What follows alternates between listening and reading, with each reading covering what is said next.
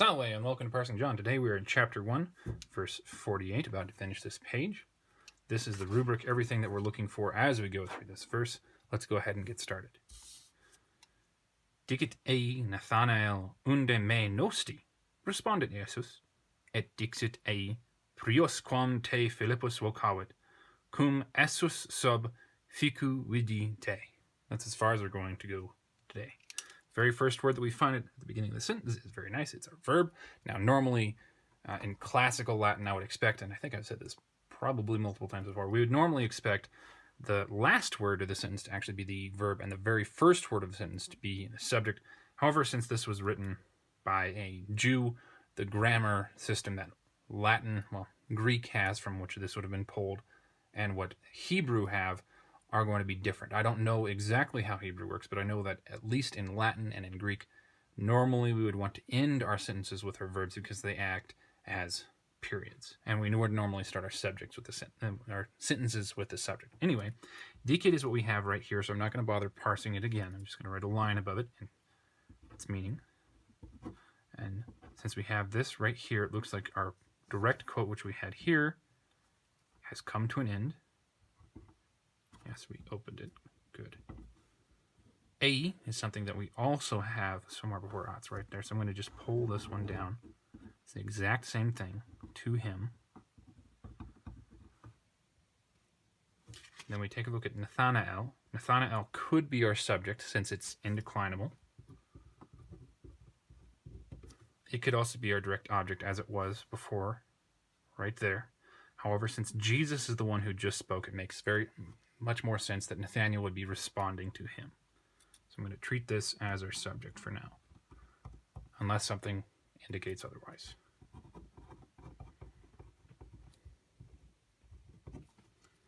And it looks like we enter direct discourse right here, so I'm going to open this with some quote marks. Unde is a, forget exactly what the official title for them is, but it's an adverb showing location. Means from where, or if you prefer the better word, whence. Then we want to find our verb. We have responded right here, but responded is third person singular. I'm going to go ahead and write that down with it, and that doesn't seem to fit very well.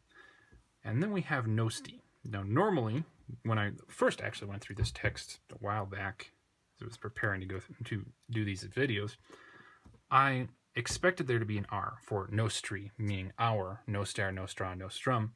However, that we don't find it. And what it turns out is this is actually from now I can't remember its first principal part, but it's like nosto. No, that would be noskio, I think. Noskio, noskiri, noski. And then what this actually is, we've got ti as our ending.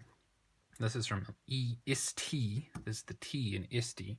So what we really want to see here is noskisti, but it contracted into a much smaller form. And sometimes the perfect tense of verbs like this one will do that. I believe Psalm 23 has a contracted verb in there, very similar to this, where it's the present stem is also used for the perfect. But this is contracted even more, so we lost the is before this. Otherwise it would be nosisti, but no, it's just nosti. So this is second person singular perfect contracted active indicative. And this means, and since it looks like we have a question here, so I'm going to put a question mark and frame it as a question mark.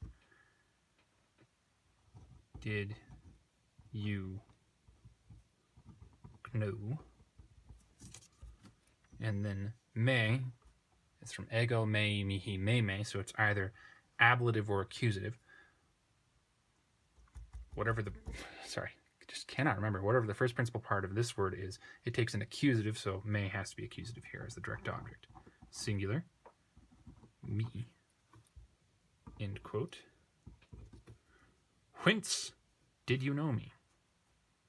Respondit, this is respondeo, respondere, responsi, I believe, are the forms of this one. So this is going to be third person singular present tense off the second principal part. So then it can't be responded, it has to be respondo, respondere, responsi. There we go.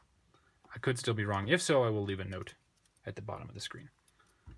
Active, indicative, responds, Jesus nominative singular masculine, our subject,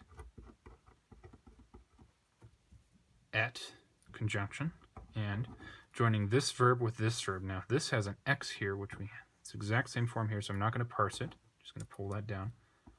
And since this is perfect, that tends to make me want to think that I have misidentified the principal parts of this one, in which case it could be perfect. I'm going to add that up here with a question mark. And in the next video, when we go back and we review this, the greater context of verse 49, if I remember, and it turns out this is perfect, I'll make that clear. Said A we have right here, so I'm going to pull this down again. To him, this being Nathaniel. And then we enter direct discourse again.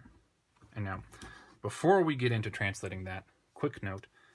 In English, I don't think anybody, these days anyway, would report something and say, so-and-so respond and said. That's not the way that we talk, but this is definitely the way that they talk in the ancient world, in Homer especially. Whenever, almost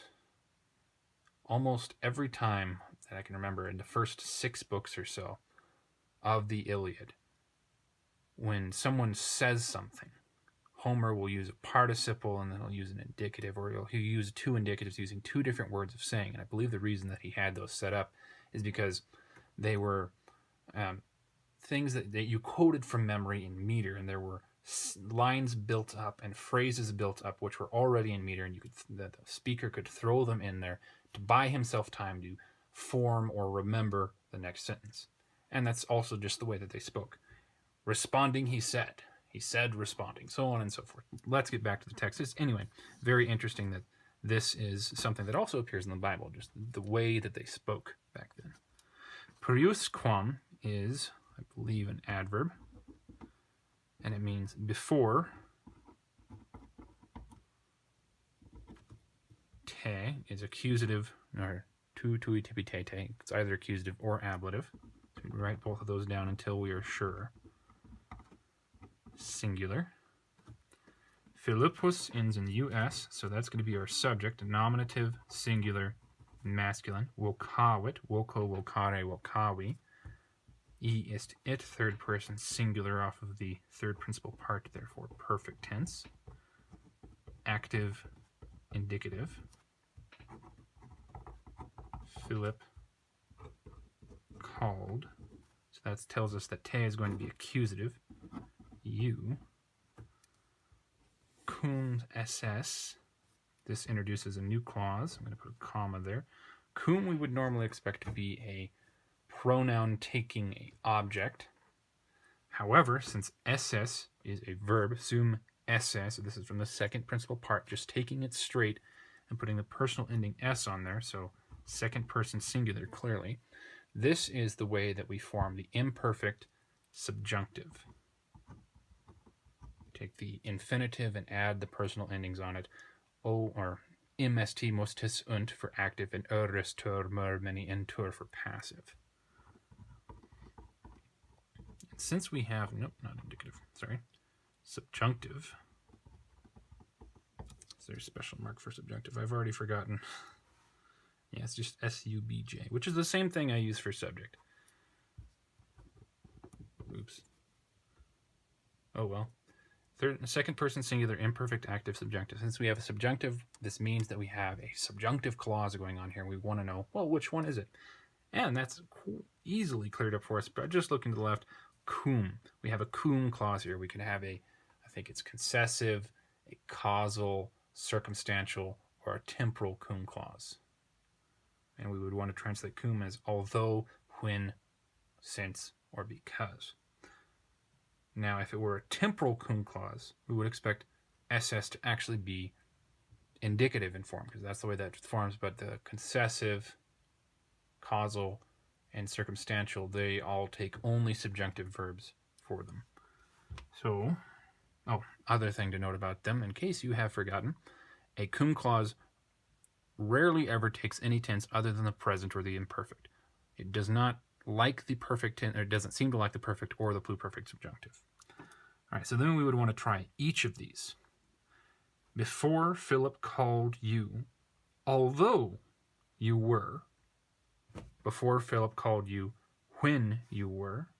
Before Philip called you, since you were. And then we would actually want to find, those are the four options for, however many options for translating this. We actually want to go and find our main clause, and prius quam is not our main clause. It's actually going to be vidi te. First, sub ficu you were. We normally translate subjunctive clauses as indicatives in English. Vidi, vedeo, videre, vidi, so first person singular, perfect tense, active, indicative, and this tells us that te is going to be another accusative. That's a direct object. Accusative singular. I saw you. And now we want to come back to this and then try those options again and see which one fits best with vidi te. When you were sub ficu, I saw you. Although you were sub ficu, I saw you. Since you were sub ficu, I saw you. When appears to be, or at least to me, sounds like the best option. So this is going to be circumstantial, since we have subjunctive, I think.